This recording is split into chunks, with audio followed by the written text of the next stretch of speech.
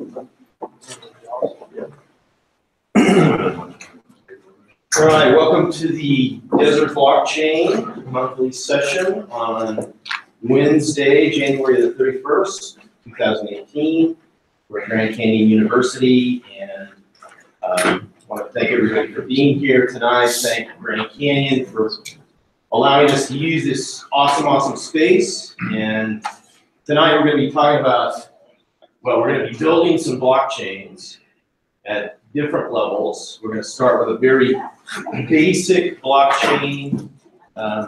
People are still coming in. So we're going to be starting with a very basic blockchain. I'll make it the analogy that this is going to be like being in your radio flyer red wagon, being pulled around the neighborhood by your dad or mom or whatever. And then we're going to go to the tricycle level, which will be SOG coin, and that'll actually involve some code. And then we're going to go through Naive Coin, which is actually pretty much a full-featured blockchain platform that's in less than 1,500 lines of JavaScript, full thing, wallets, transactions, mining, all that stuff. So. For those of you who's brand new, who's first time here? Yeah. Wow, about half of the room. So, Jordan, how are you? All right. Nice to see you. Welcome. Thank you. So about half the room is brand new, and we start off every Desert Blockchain event by saying that the purpose of this group and this whole meetup and whatever is to build community here in Arizona. And not only in Arizona, but also to connect around the world. So you being here tonight is part of that community building, and I really appreciate you being here. Your time is valuable, and we want to make it worth your time to be here tonight. So there's a group of us that recently went to Stanford last week for the Blockchain Protocol Analysis and Security Engineering event, and we made a lot of connections in Stanford. At Stanford, and there were about 300 people who I consider to be the leading innovators in the world that were part of this event. And part of our intention was to connect with some of those people and let them know that we've got a community here in Phoenix and Arizona that's interested in this space. So. Elio, who's part of the cyber warfare range, which is across the hall, will be happy to share with you his experience. He was there, and I'll be happy to share with you what my experience was with attending that session. So this is all right. So good. We got a secret helper out there, which is my wife, telling me that the live stream is good and the audio is good. So, thank you, sweetie. So, are there any questions? Anything anybody would definitely like to cover tonight before we get started? They said this morning, but I didn't get all the details. They're introducing another law in the Arizona legislature about being able to pay for more things with blockchain. Bitcoin. Yep. And that's interesting because that's becoming a big deal. So be able to, taxes. Be able to pay your taxes with cryptocurrency. That's right. That's right. One of the Arizona state senators has introduced a bill to allow us to be able to pay our, Arizona state taxes with cryptocurrency. So, John. We also exempted it from capital gains. Oh, wow. Nice.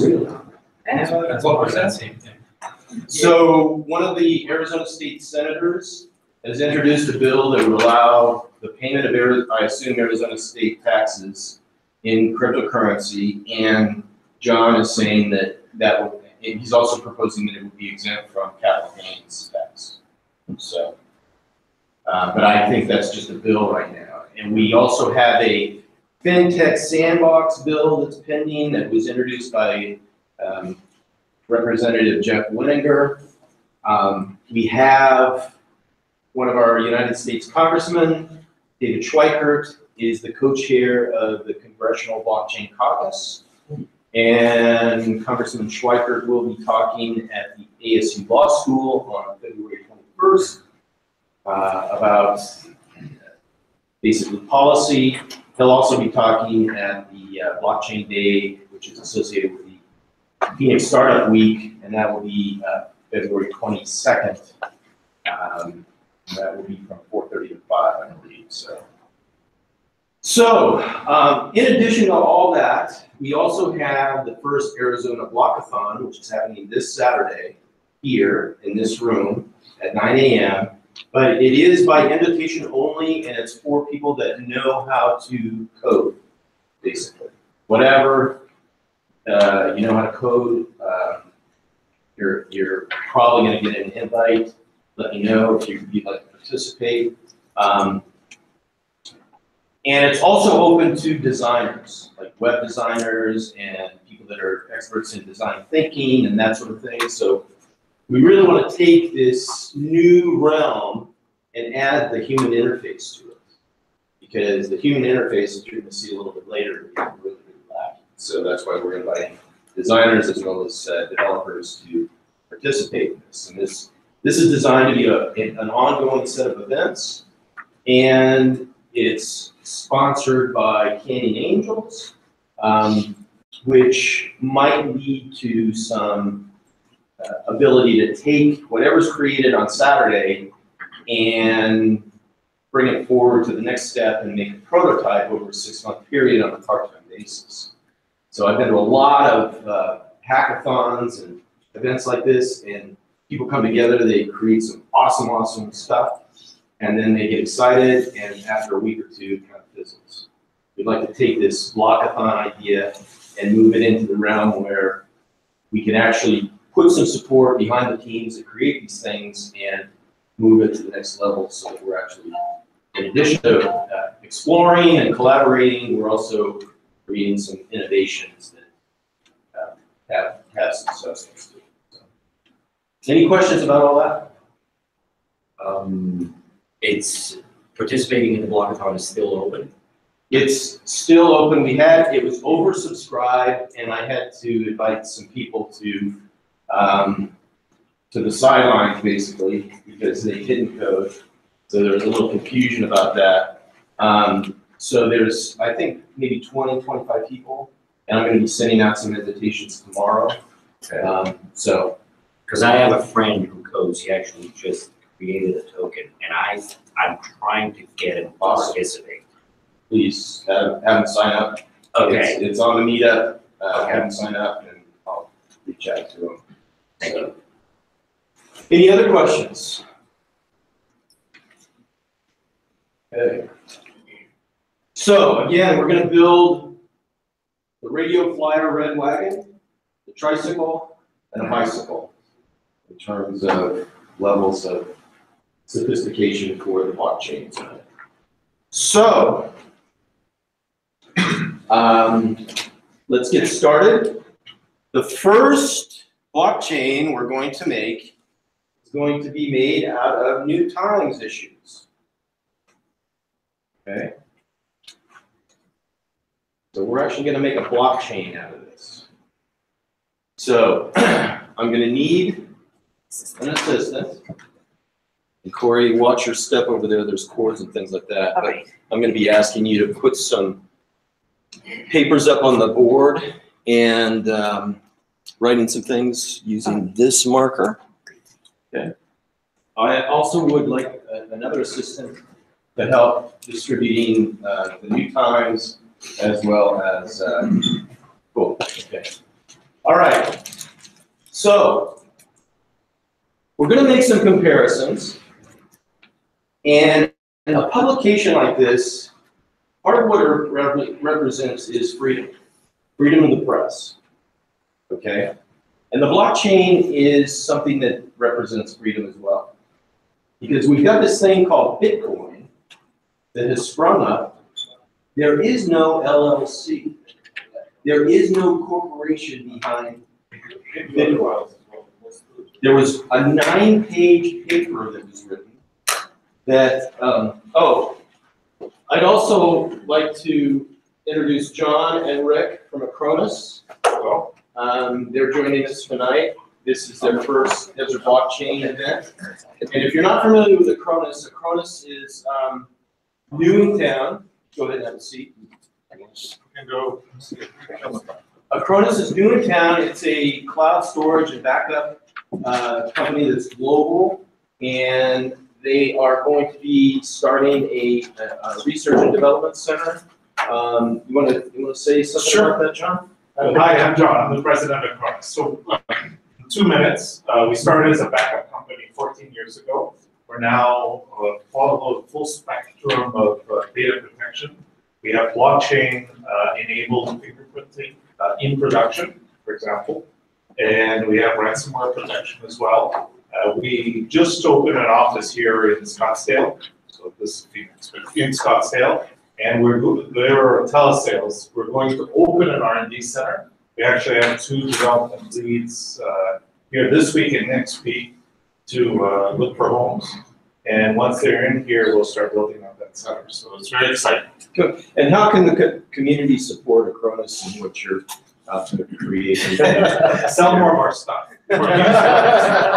Actually, it's the reason I'm here is to understand the community, your skill set, what you like doing, how interested you are. We haven't completely defined the projects that will come out of this center. We have 5 centers around the world. And so learning more about what Arizona and Scottsdale and Phoenix are really excited about helps us a lot. And then, of course, if you want to know more about Acronis, just look us up, or I'm easy, I'm JZ at Acronis.com. And you have plans for an R&D center? Yes, yep. We will probably start hiring in April or May. And so any of you who are developer types definitely should contact me, and I'll forward your resume along, and we're happy to talk to everybody. Thanks, John. Thanks.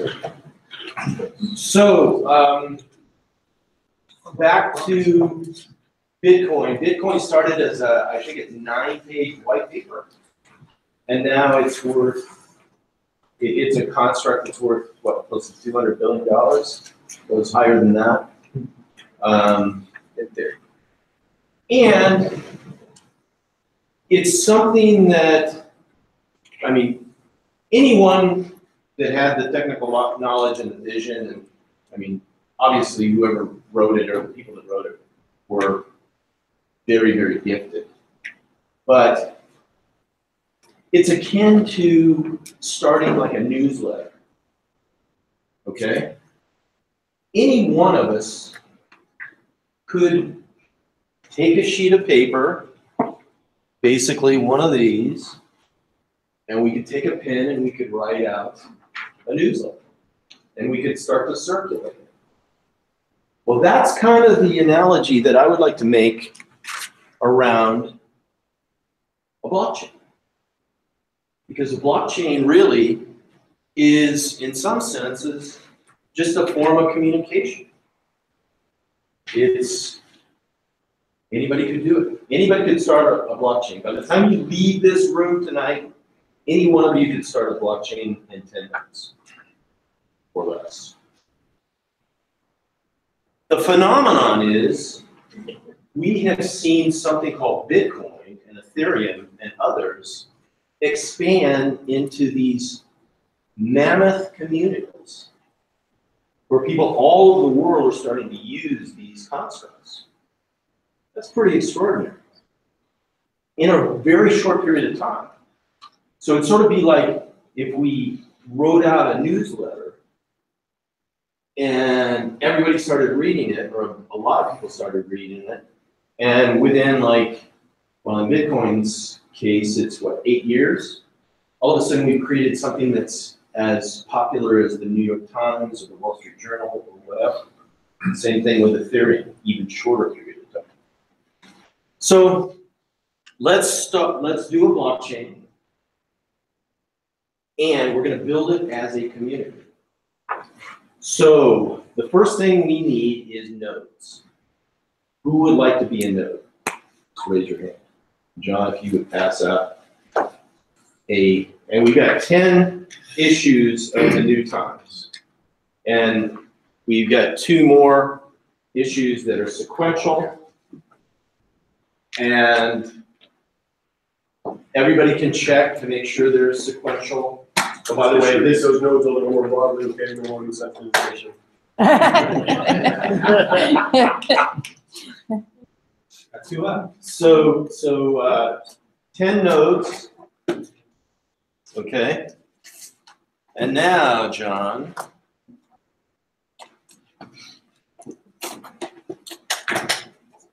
Okay, now, these are New Times that anybody could pick up off any, any newsstand, whatever. Let's assume that they're all the same, so there's consistency. And everybody could, if we wanted to, everybody could check and make sure all the pages are there and all of that. Now, So the fact that they're all the same issue is significant. it is significant. Okay. That's right.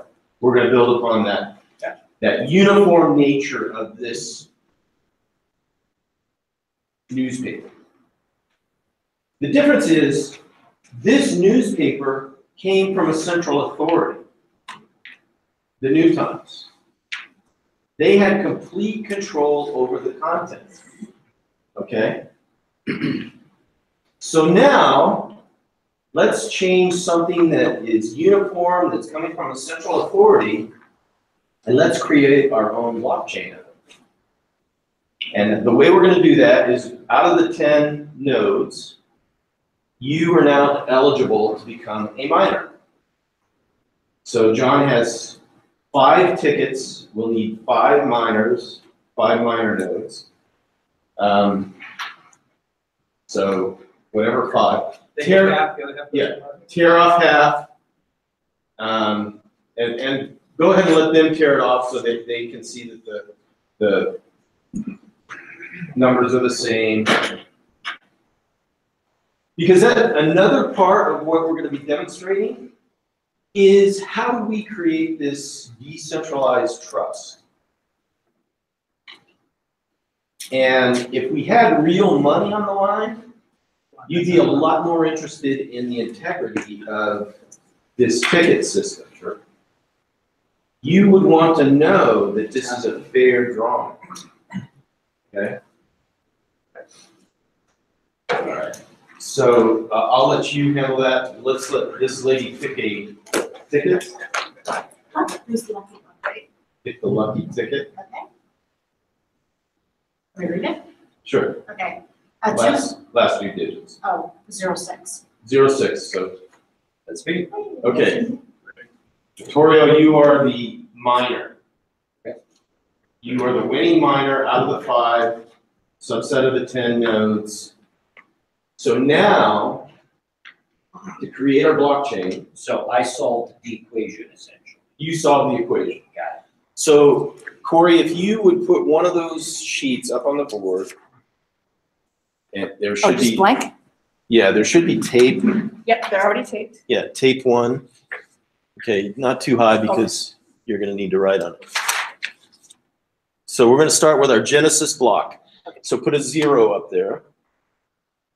Just a How bit. many numbers I can Put, put, because I don't know where you want me to put it. You're gonna need about 4 or 5 numbers. Okay. Put Genesis on there. Yep, 0. Okay, so somebody tell me how many pages Sorry. are in that New Times? Any one of you can say the total number of pages. 55. 56. Back. What, yeah, including the back. 56?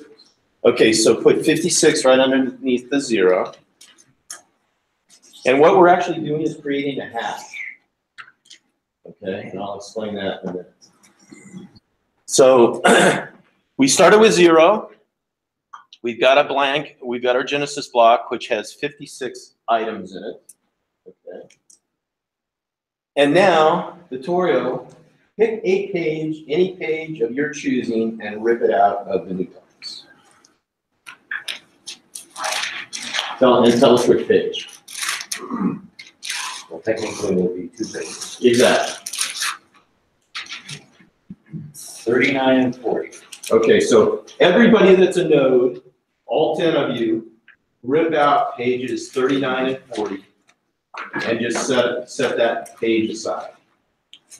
If you would do that, please. And I have some wet wipes afterwards. If you want to put your hands in the. Okay.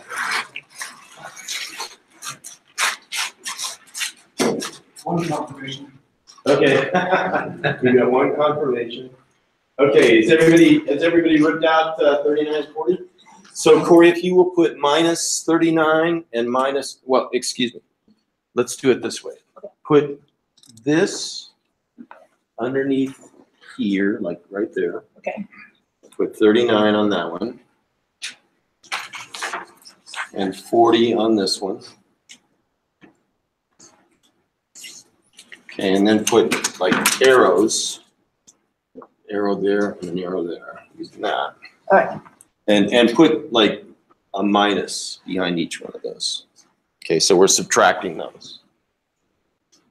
So if somebody could subtract, no, other way. Other way. The arrow goes the other way, just flip it around. We're going, those are transactions going up into the block. Okay, got it. Okay.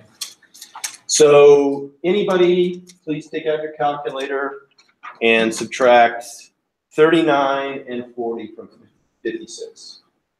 And tell me what that number is, please.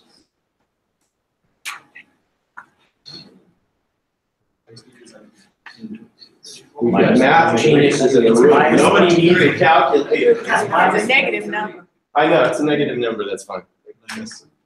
Minus what? Minus 23. Okay. So if you'll put a line under 56 and put minus 23. Okay. That's the hash, what I'm going to call the hash of the first block. So here's what we just did. We started with numeric numbers, and because we use these page numbers as something outside of a numeric number, now all of a sudden we've created a code that we can represent that block as one number, which is minus 23. And everybody in this room can check that. Okay? Yes? But could that number be made up? I mean, there are a lot of 2-number combinations that would give us the same result. I'm not saying this is SHA-256. Okay. You know, because if I take Yeah, that's 41 right. and 38, I still can get it. We've already got a hacker. Running our blockchain. Come on over to the range. So you are right. This is a very, very simple, again, we're in the radio flyer red wagon. Gotcha. Okay. This is merely to talk about and introduce some very, very fundamental concepts. Sure. Is it when we start looking at hashes, it gets, your eyes start to glaze over. Okay? I know, that's why I'm trying to follow you to understand what a hash is, because I still don't. So let me point out a couple dimensions to this. So we have come up with an algorithm to create a code which is a unique identification of all of this stuff. Okay? So we have created a fingerprint for our first block that any one of you could verify. Even if you're not a node, you could go over to any one of these new times issues and you can validate the integrity of this system. That's amazing. We've also come up with a way to come to consensus as a room about the truth of what is now no longer into the control of the new times, it is ours. Because we chose what is now the truth, which is the new times on that particular date minus pages 39 and 40. Now, we don't know each other. Some of us might not like each other. Okay? And for being the winning miner, you give money. Okay? Okay. And let's assume that you had to put some more skin in the game than simply raising your hand saying, I want to be a miner. So now what we have done, we have created a decentralized construct of truth that we're actually all participating in. Why are we all participating in it? Even though there's only 10 of us that raised our hands, said we wanted to be nodes, and only 5 of those 10 said they wanted to be miners. It's because anyone in this room could validate this hash and this source of truth. That's extraordinary in my view. This is part of the essence of blockchain. And I know this is a very simple example, but I hope that this is bringing to light some of the terms and some of the dimensions of this whole construct that might have been kind of foggy and hazy in the past. Now here's another dimension to this. This is unlike databases and storage. A lot of people say, well, blockchain is just a database. No. Because we have integrated money with data with consensus. Vittorio, you getting a $5 reward as the validator of the truth and the integrity in this construct adds a completely different dimension to this thing. I'm going to stop there. Does anybody have any questions before we build our next block? Yes? What dictates somebody to be a node? I mean, do you volunteer in the blockchain? Yes. That's a great point. That's another dimension of this that's key. This is permissionless participation. That is fundamental. Anyone can participate. Let's say this room consisted of every human being in the world. Any human being in the world can participate in blockchain. And what we've seen is, this is Jay's view, Jay's opinion, but what we've seen is some of the initiatives to create private blockchains have failed. R3, which is a consortium of, I think it was 70 banks, put $200 million into an initiative to build blockchains in a private fashion that was not open to everybody to participate. And let's just say that they have pivoted. I'll give you a rebuttal on that if you want. No. That's what I thought. No, I'm trying to make a point that there are some fundamental dimensions of what we're talking about in this thing called a blockchain, which is a really core. Good to see it. Welcome. Thank you. So all I'm trying to do is point out in a very simplified way that there are some very subtle but powerful dimensions to this thing we're playing around with called blockchain. And blockchain, I mean, this part, which is sort of the blockchain, these numbers and their relationship to one another, this is just a portion of it. This room, this openness, what you're talking about, permissionless participation and innovation, the emergent order of this, all of that is part of this thing we're putting this label on called blockchain, or decentralization. Question? Yeah, so the immediate question that comes to my mind is that, you know, you just illustrated, I believe what you illustrated there is encryption. Some form of Well, hashing. It's different than encryption.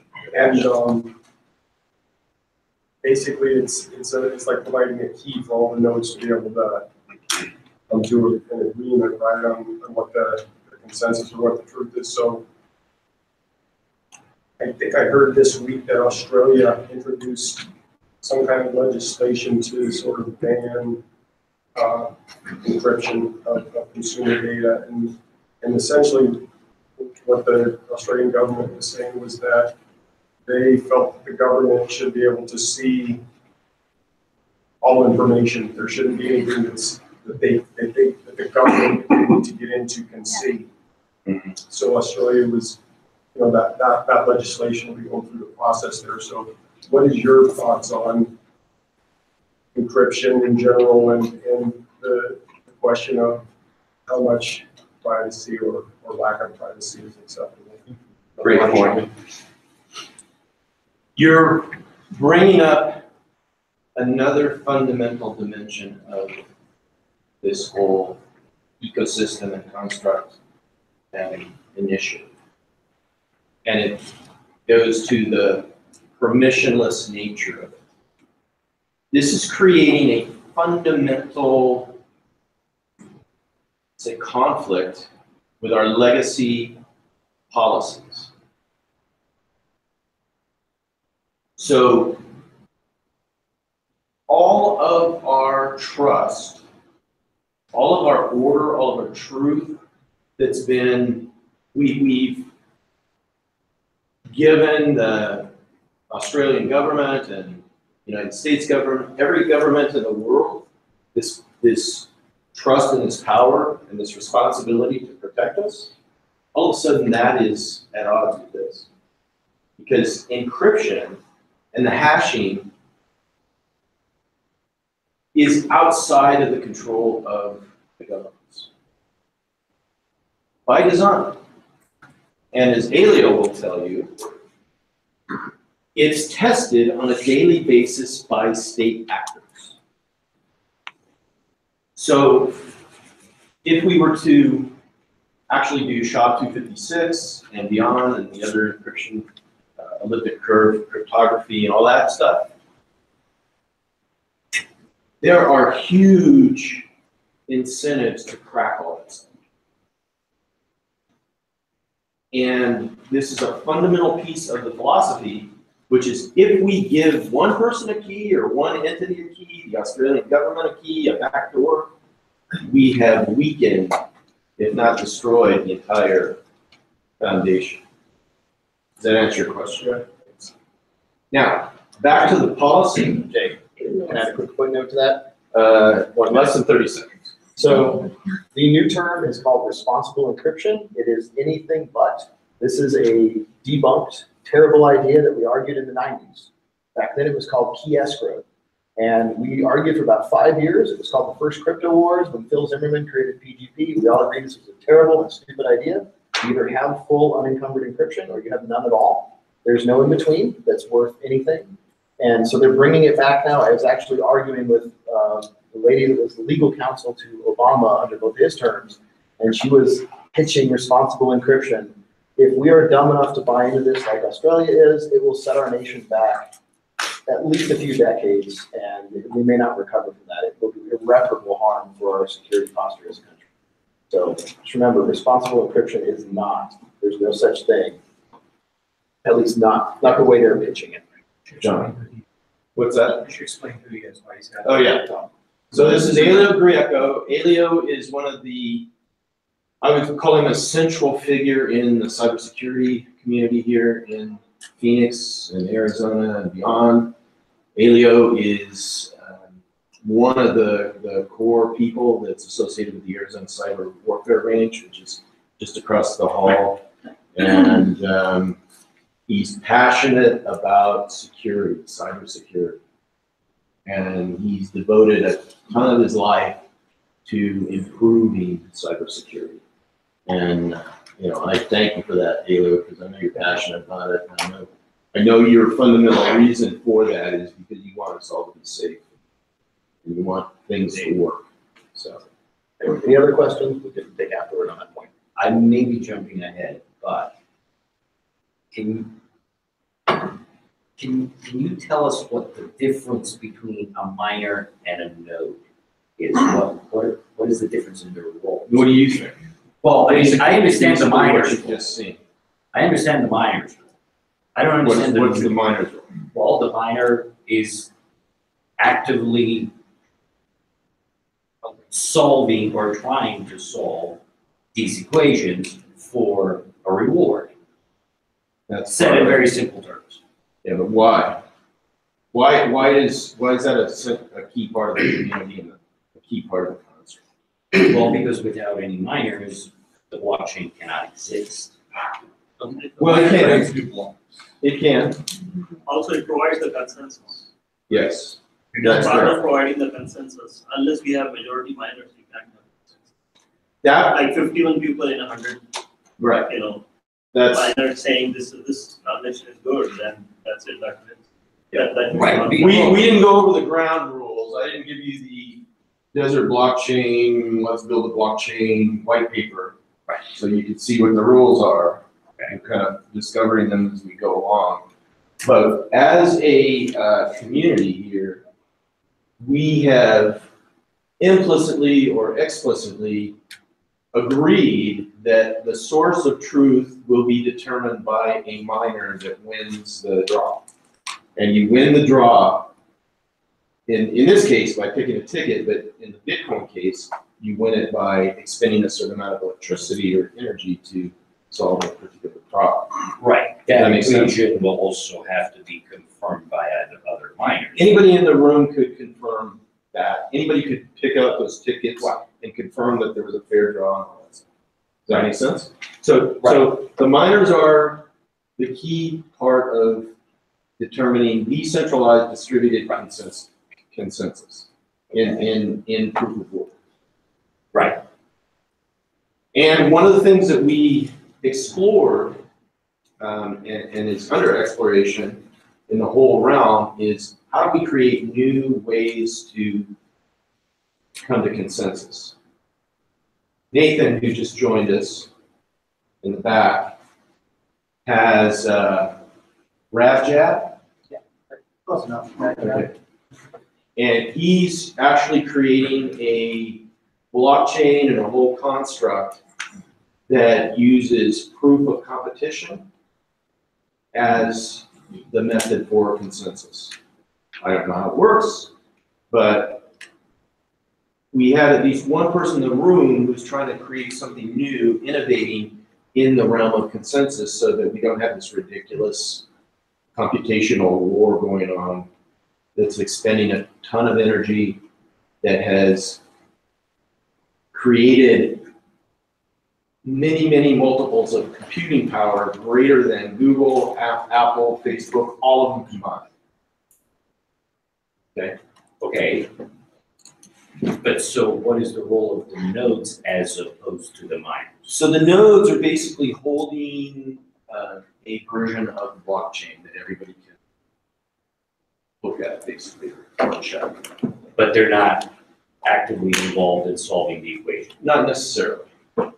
Just file storage, you're holding a copy of the ledger. Yeah, you're holding a copy of the ledger. Okay, so they're doing everything that the miner is doing, No, except no, they're no, not they're not doing- participating in the mining. They're not, well, yeah. You could say that. Okay.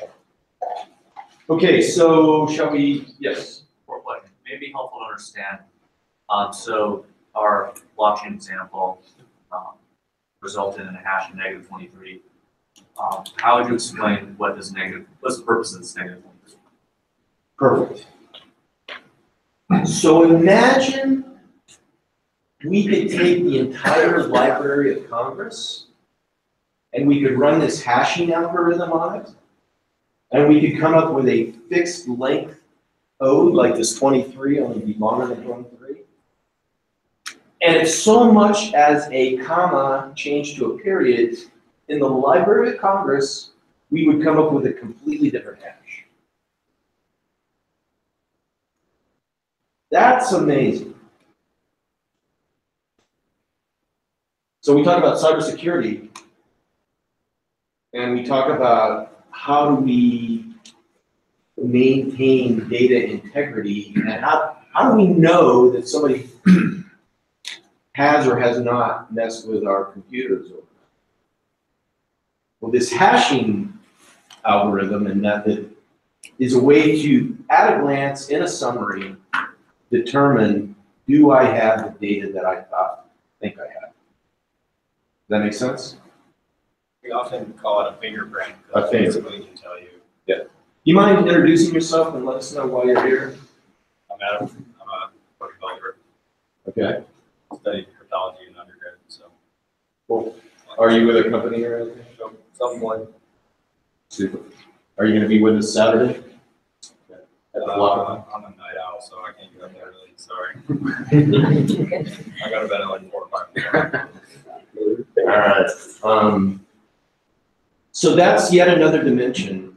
The hashing, the fingerprint, as you call it, which is correct, is yet another source of the integrity and the truth around this whole concept. Okay, so let's build our next block. Okay, if you will pass out, let's see, these to all the nodes. Everybody who's a node, please raise your hand and you'll get the next block. And Corey, if you don't mind I will. putting another page up there and just put block number 1. Okay. The first one is block 0. And we're going to put two transactions similar to that, so Okay. even up for. Now the fun begins. Okay, and where's our, if you'll take the raffle and mix it around and let somebody else pick a ticket.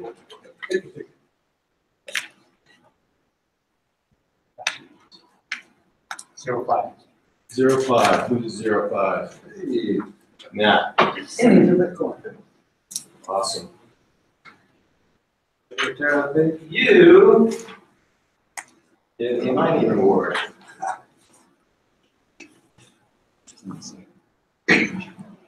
So pick out a page and rip it out. Tell us what page numbers that is, please. 25, 26. So if everybody who's a node, please rip out pages 25 and 26 on the second issue or block. And it doesn't have to be a clean ripping out, you can just rip it in half or whatever. So block number 1, if you'll carry the, oh, how many pages are in the second edition that we just sent out? 60.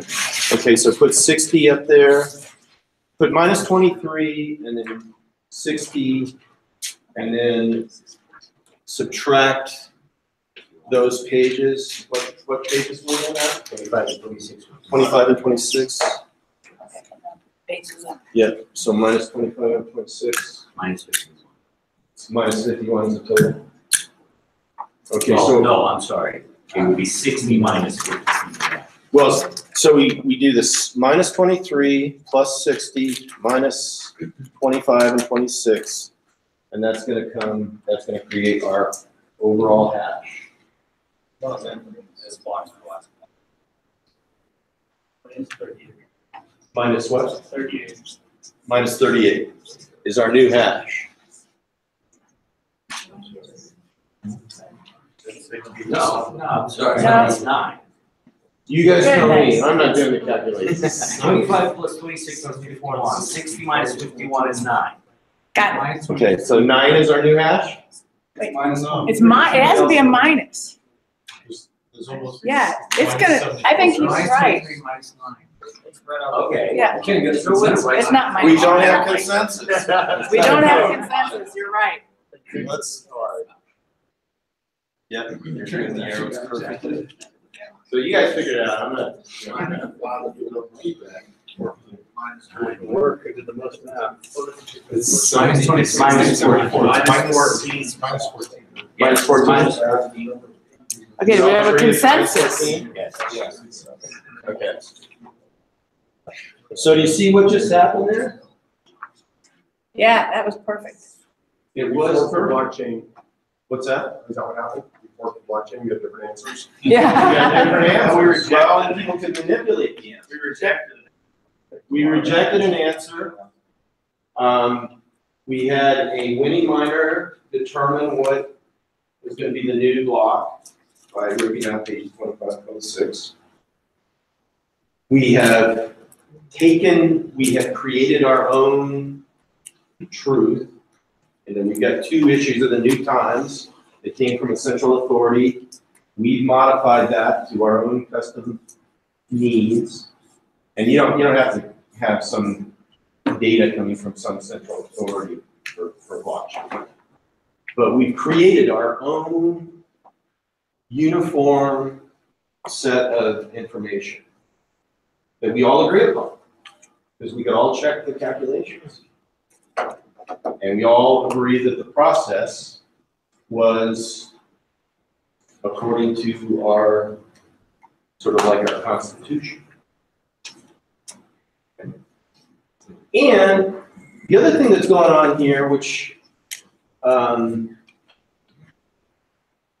needs to happen in a more of a networked way in the real blockchains, is there's communication going on among the nodes. We're all communicating. We trust the communication because this is like an open auction. Okay, everybody, all eyes can be on that or Vittorio or whatever, and we all kind of trust that what's going on here is what we expect or have agreed upon. In a computer network, as Elio will tell you at length, I've driven with him to and from San Francisco twice. 15 hours each way in a car with Elio, telling me about CAP theorem. There are significant issues in the computer networking that need to be addressed in terms of delay and possible, cutting off part of the network and all that stuff. So those are other dimensions we won't get into tonight, but we are communicating on a kind of an open construct. So we've just created our second block. We've got a mining reward. Any questions, any comments at this point? Victoria? Technically speaking, shouldn't a new set of keys should have been passed out, because once the first. No, you don't trust us, Victoria. No, I'm just saying, You think we're cheating. I'm trying to Man, relate I've it known to you the for a real long world. time. You think I'm cheating. I'm trying to relate it to the real world. In the real We're gonna world, gloss over that. once that block is solved, any and all miners Yeah. can solve the next. So Yeah. technically, there should have been another round of these. Could have been. Okay, all right, just making sure. Thanks. Easy. I'm sorry. Yes. It's an adversarial system. Yes. That's another key point. Let's look at that. This is an adversarial system. That is major different than what we're used to. We are used to putting our trust in central authorities that we expect will be truthful. Blockchain, public blockchain is different. We expect that each and every person in the community or in the world would gladly steal my wallet. That's due to our experience with government trust. Well, let's not go down that road. Not go down that road. All I'm saying is, this is a construct that's built on an adversarial assumption versus a trust assumption. We're not trusting some trusted club. We are assuming that everyone in the community, everyone in the network, is a potential attacker. I'll tell you where I want to put the safety of my family is in the adversarial construct.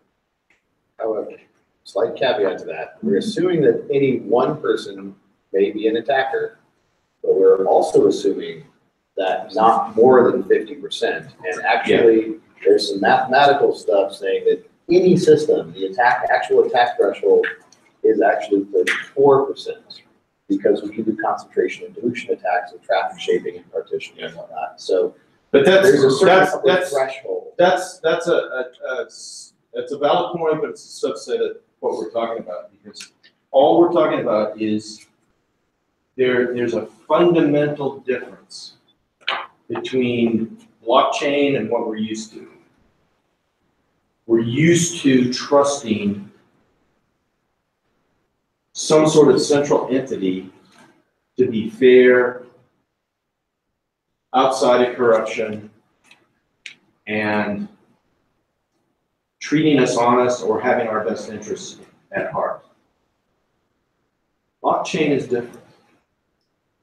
We're creating this realm of trust based upon an adversarial construct. So I spoke at the ASU Law School a week or so ago. This adversarial contest, let's say, is similar to the court systems. We trust the court systems because we have this public contest between the plaintiff and the defendant that's in the public eye that comes to some sort of resolution. Blockchain is more akin to that. So anyway, yes. And what about Ripple? I mean, isn't that company? Ripple, all the blockchains themselves? let's stay with the Radio Flyer Red Wagon for a minute and see if we can get through this, because we only got one more block. Because we could spend the next day going on different dimensions of this. All we're really sort of surfacing here is some of the fundamental differences that I think are very subtle. When you first hear about blockchain, I didn't have any appreciation for some of these differences. And this kind of simple exercise hopefully is bringing to light some of these differences. So let's go ahead and finish our 3-block blockchain. So Corey, if you'll put block number 2 up there. Yeah. And then John, if you will. Okay.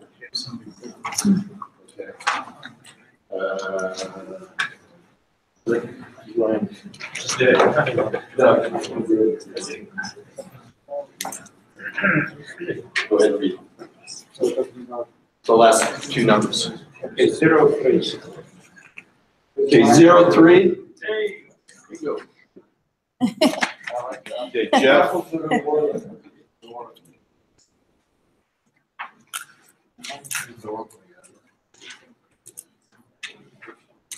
You were the winning miner. Okay. So pick a page, rip it out. Everybody else, rip out the same page, please. 4 or 5. 4 and 5, okay. Wait, which one, Jeff? 5, 6. Okay. 5, 6. Okay, so everybody rips it out. Set the tape aside, and then do the calculation. 58 pages total? 68 pages total. Okay. Okay, Just total. But don't we have -14? yes, add -14, which is the hash, Was it 50? 68 pages, 68 plus 68, and then And then minus 5 and 6. 5 and 6, That's a little bit Yes. easier. Yes. 5 and 6. Okay, and what is that total? What's our overall hash? 43? Does everybody agree on that? Okay. Your family safety's on the line. I'm serious. I'm dead serious. Oh, I'm sorry. What was the hash on the blocking, What's the hash on what? that second block that we made? Minus 14. So everybody's in agreement that our overall hash is 43? Now, let's look at the hash for a minute. You see that this is a fingerprint? Can you see from this fingerprint that you don't necessarily know any of this other data? So in other words, the hash does not go in reverse. You can have the hash, but it doesn't go backwards. It only goes forward. All right, so that basically concludes our Radio Flyer Red Wagon blockchain exercise.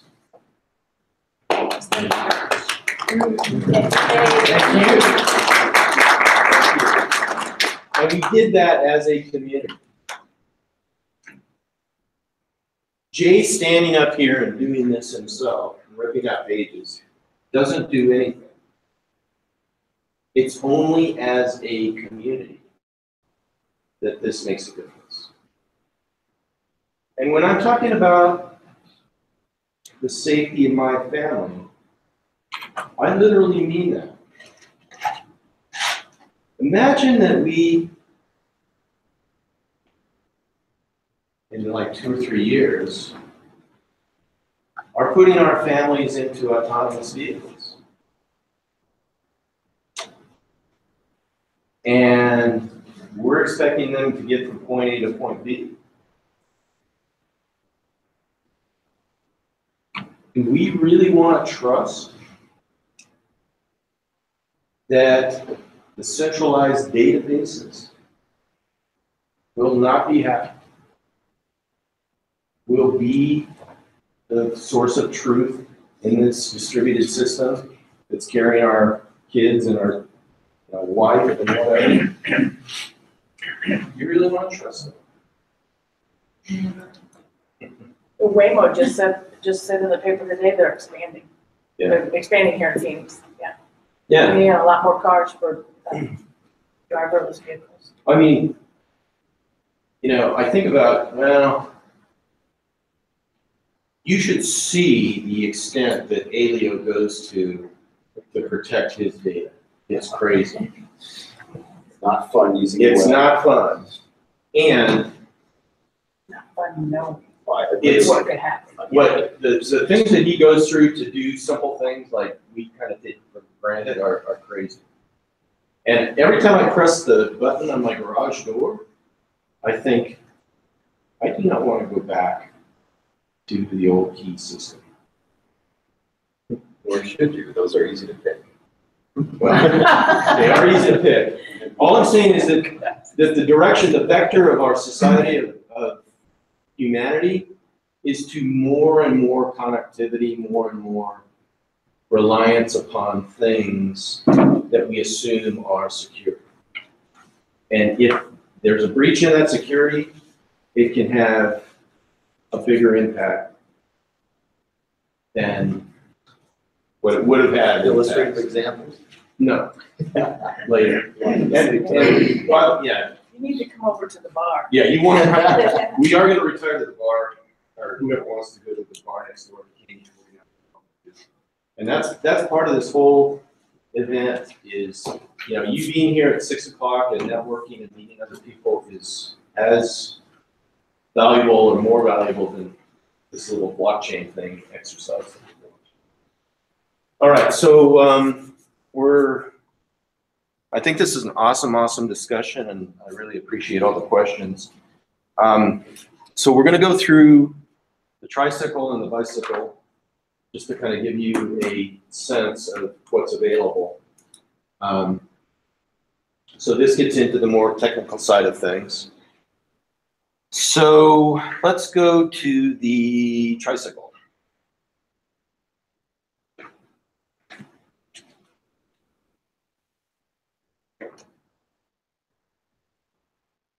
So this is called Savji Coin.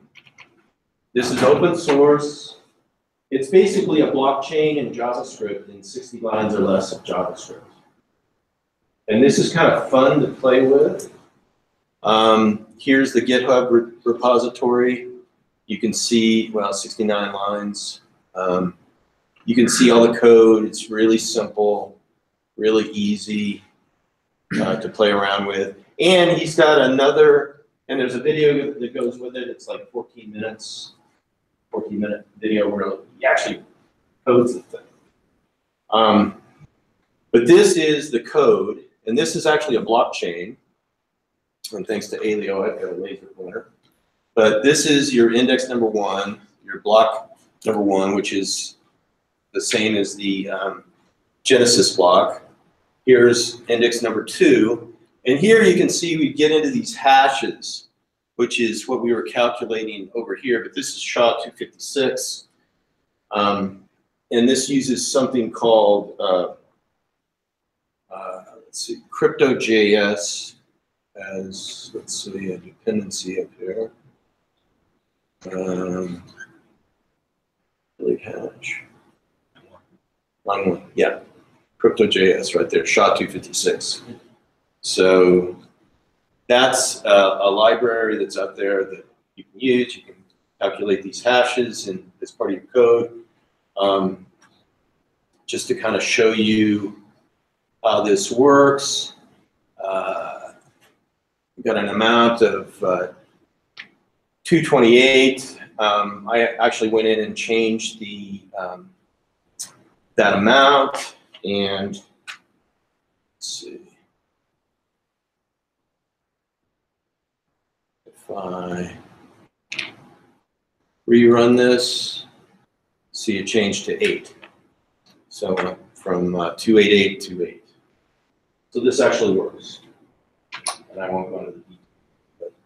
But, for the blockathon on Saturday, the intention is to break into teams.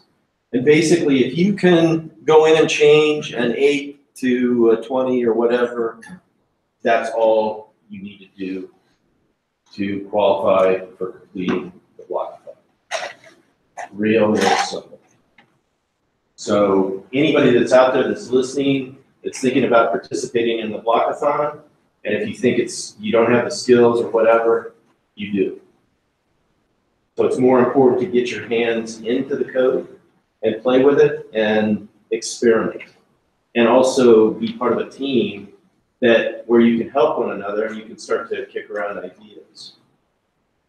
The idea really isn't on Saturday afternoon to come up with a full prototype or anything else. It's more like to consider what are the use cases. And then at the end, to throw those use cases out there to the rest of the people participating on Saturday and see what they think.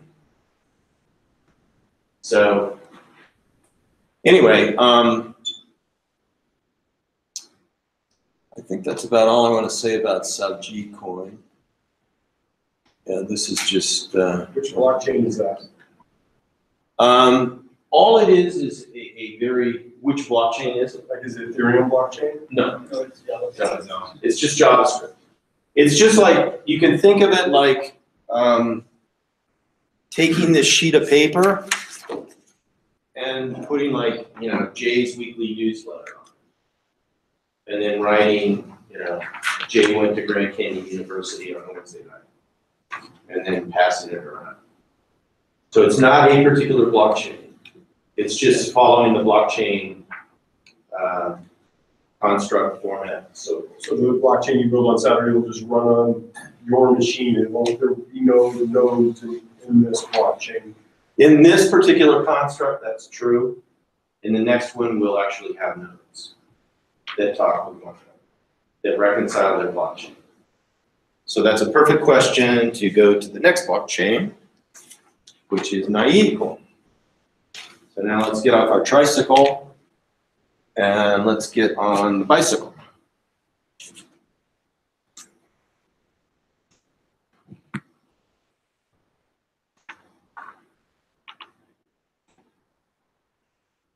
Okay, so this is the bicycle.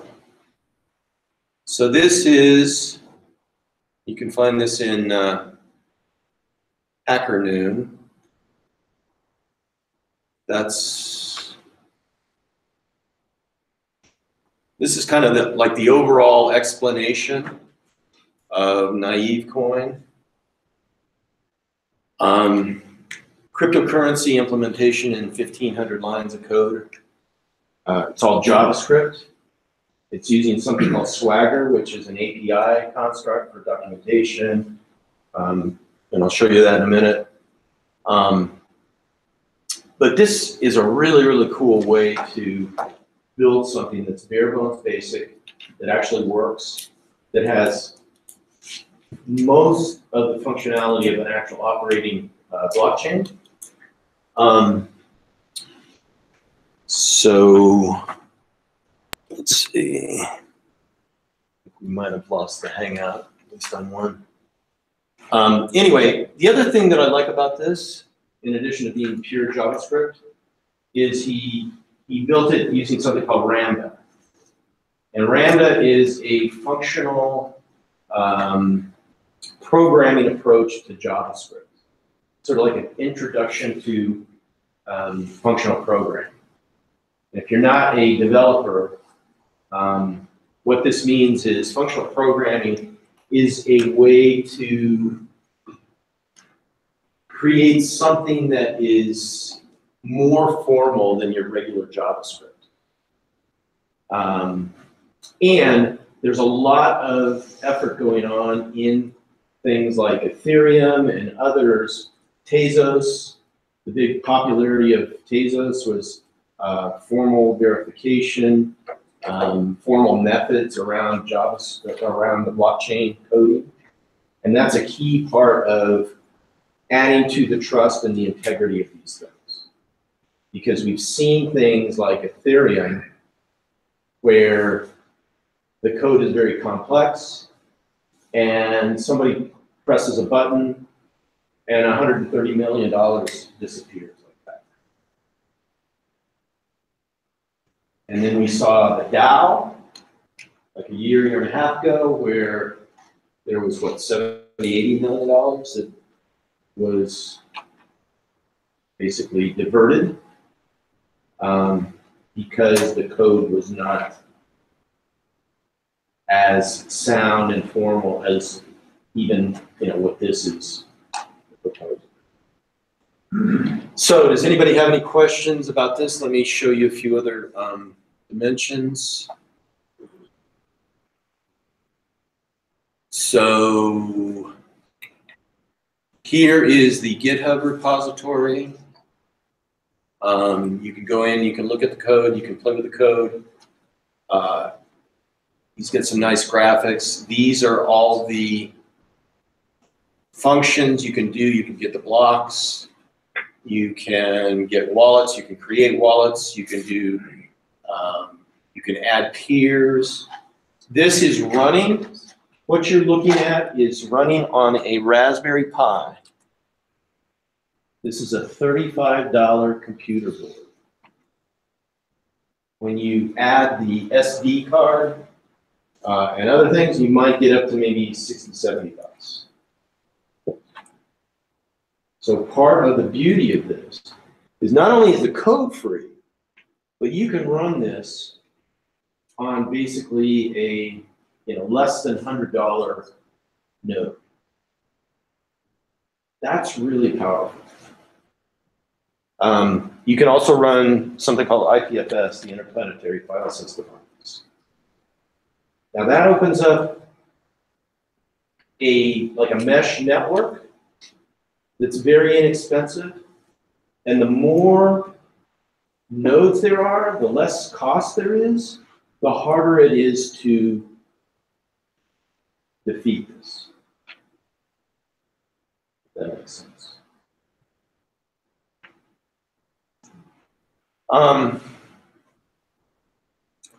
So let's see, we're 10 after.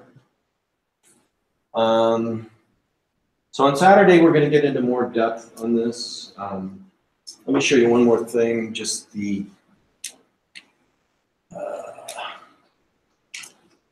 I'll fire up a node. Okay. Let's do, oops.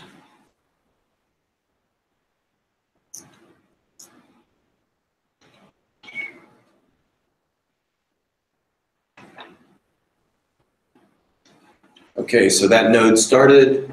It's listening on port 3001. And then we'll go into localhost.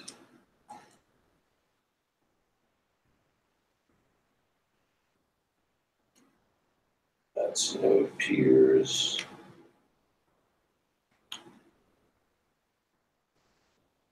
I don't want to bore you with my slow typing, but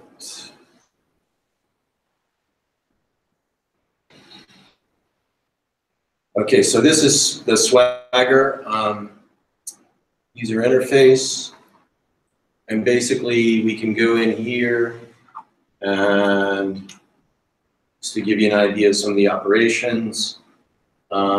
This will get all the blocks in the blockchain, so let's take a look at that.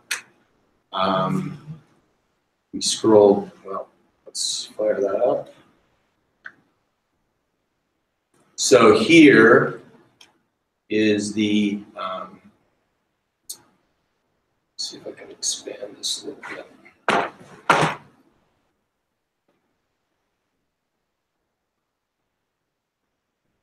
Okay. So here is the Genesis block, which is index 0.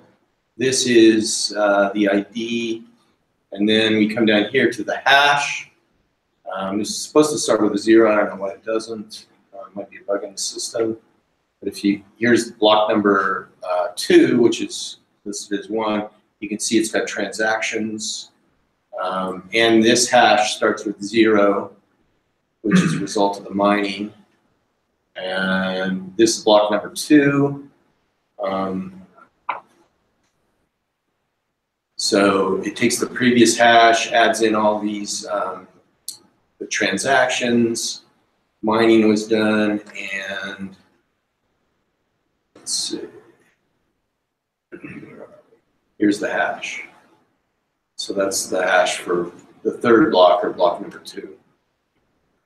So I think it's really cool. You can basically, for less than $100, load this up. You can get, I didn't do it tonight, but you can actually get 2 different Raspberry Pis talking with one another and forming your blockchain. And if my friend Christian from across the hall could help me out a little bit more, we could pretty much put a whole bunch of these things together. And you can also run this in Docker. So we'll probably fire up some instances in Docker on Saturday. So, any questions? Yes. What is nonce? Nonce, awesome. Anybody else want to explain what nonce is? Go ahead, John. So, you know how if I take War and Peace, went through Shocking 56, I get code, right? I change a single character, get it perfect. So now I've got this arbitrary rule that says I need to have 2 digit zeros in the beginning. right? So I give you War and Peace, you run it, it doesn't have 2 digit zeros. So what we do is you add this field at the beginning or end, doesn't matter. It's the nonce. Change the value of that field together with War and Peace, and it doesn't get a 0 again. Change the value of the nonce again. Over and over, and finally you come up with, ooh, that 2 digit 0, we validated. And that's what a nonce is. A nonce is that field that allows you to meet that arbitrary rule. It's kind of like a plug or a filler. Technically. In case anyone's wondering, nonce stands for a number used once. Or I've heard it's described as nonsense. So. This browser window, are you inspecting the chain on that Raspberry Pi? Yes, that's correct. And if I had another node running, which I could in a minute, but you can see I'm kind of slow on my computer typing and whatever. The 2 nodes would sync up and you'd have the same chain eventually. You'd have the same information. Similar to our nodes with the new times, where anybody could have looked over somebody else's shoulder and said, oh, is this node valid? So, yes. Anyway. I was going to let you know at some point, in case you didn't go over that already. Game theory? No, videos are up. Oh, yeah. So for the BPACE conference, if you just put in BPASE 18 at Stanford, all the videos are up now, so you can watch them. It's great at bedtime. Will you post that on the blockchain? Yeah.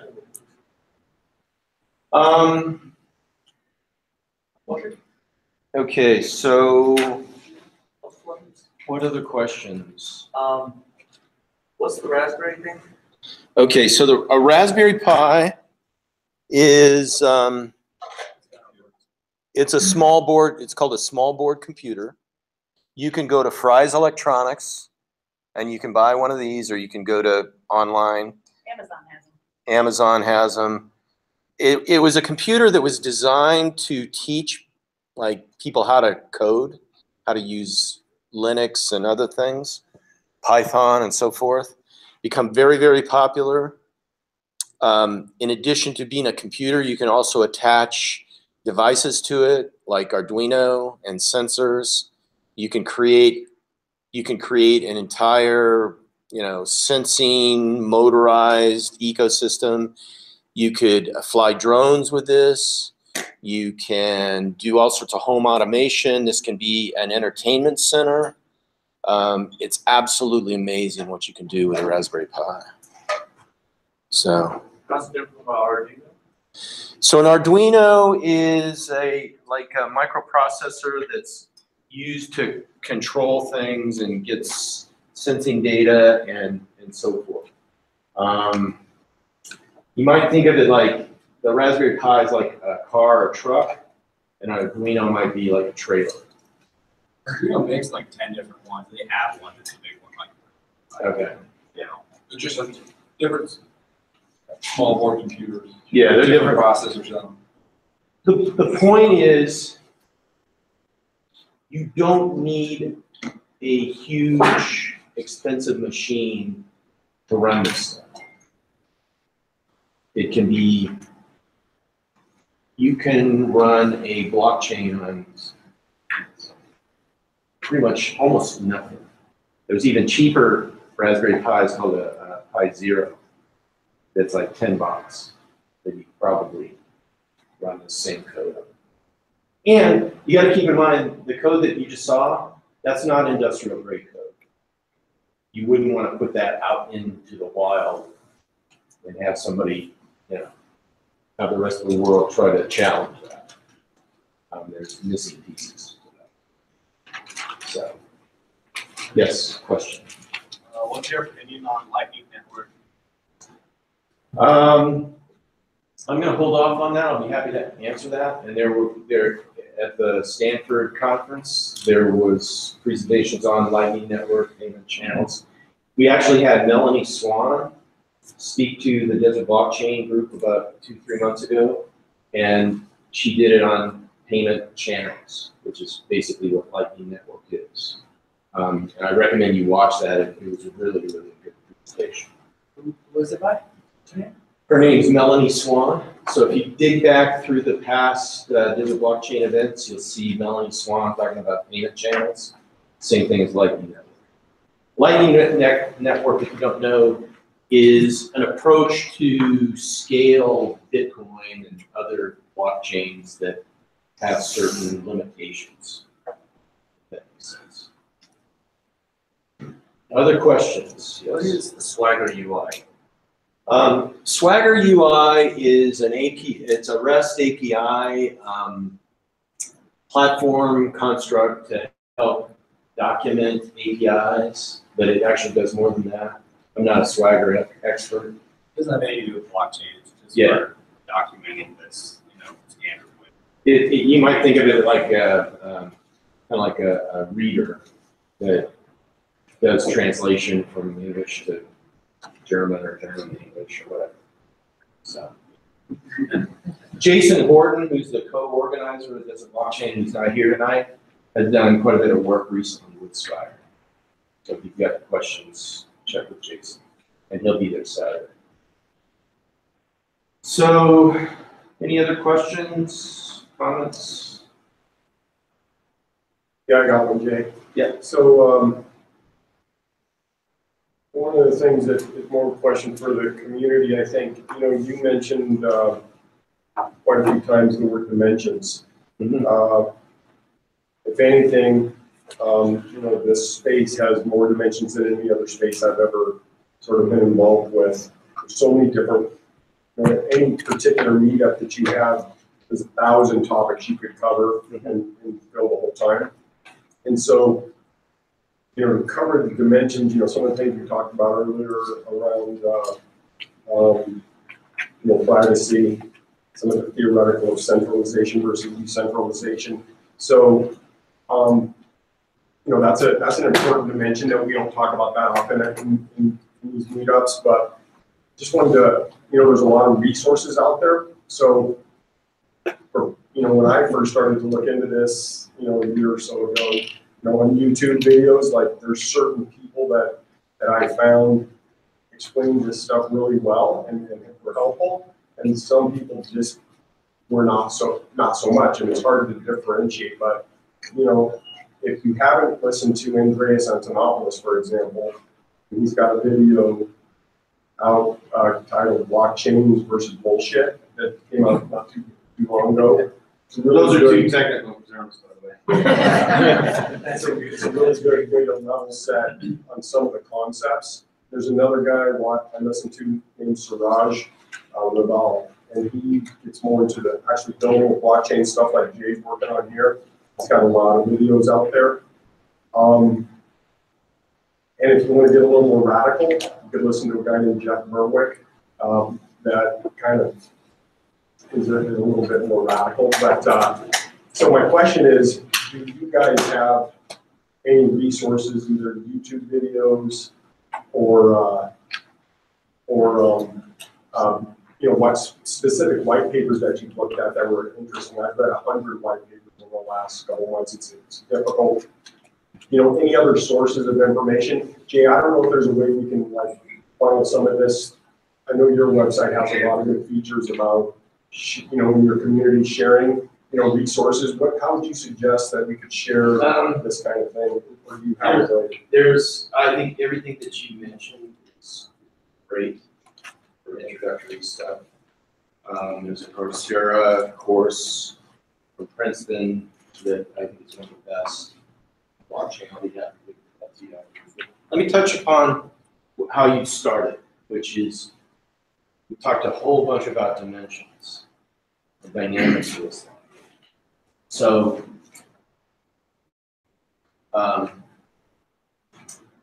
you might tell from the color of my hair that I've been around for a while. And I've been through this. My background is in telecom. So, I went through this with telecom. It used to be that a phone call was pretty distinct. And television was pretty distinct from a phone call. And radio was pretty different from those other two things. And then this thing called the internet came along, and all of a sudden, all that stuff started to melt together. What we're seeing with this blockchain thing, that I think a lot of people are getting kind of disillusioned with and bored with because they're not seeing, immediate these supply chain applications and all this stuff. Well, what we're seeing is a whole bunch of things, even more broad than radio, television, telephone calls. All this stuff is starting to melt together. Money, policy, technology, data, communications, connectivity, all of that stuff is starting to get blurred. Now, we've seen a lot of interest in this because all of a sudden, this store of value for wealth has made a lot of people really, really wealthy in a short period of time. And people all over the world are starting to use this to store their wealth in a new way. From Syrian refugees to people in Venezuela, probably North Korea, anywhere. And what you were talking about in terms of Australia, the policymakers are looking at this very intently, trying to figure out how do we transition from the legacy to the contemporary. And fortunately, we have some of the most visionary policymakers here in Arizona that have been at this meetup that are asking this community to help them sort through this blending together. So I have never seen anything as fundamentally profound as this, if that makes sense. Anyway, that's my little soapbox rant. We are at 8:26, and we wrap it up at 8:30. So are there any final questions before we call it a night? Is there anything anyone would like to cover next month that's particularly burning topic? Yes? I'd say probably the next step would probably be to come in Use cases. next step. Yeah, so that's perfect, thank you. So part of the Blockathon event on Saturday is there is a website, it's arizonablockathon.us. There's a section for use cases. And we're asking companies like Acronis and other companies and the policymakers to give us some use cases that they would like to see a prototype created from the developer and designer community that we're putting together. Jeff Winninger, the representative from the Arizona House of Representatives, was here and spoke to us a couple months ago or a month ago.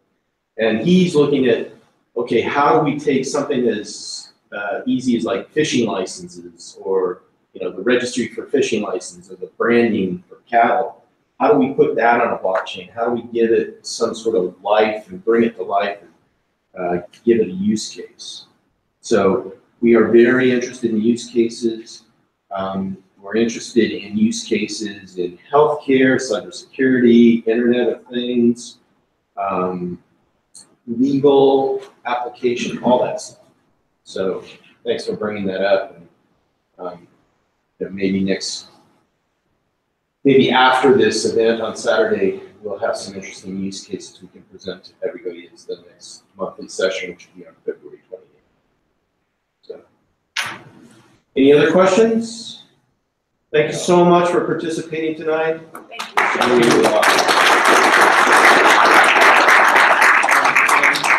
If you've got the time, please go over to Canyon 49, which is within walking distance, just to the south, and continue to. Okay. Thanks.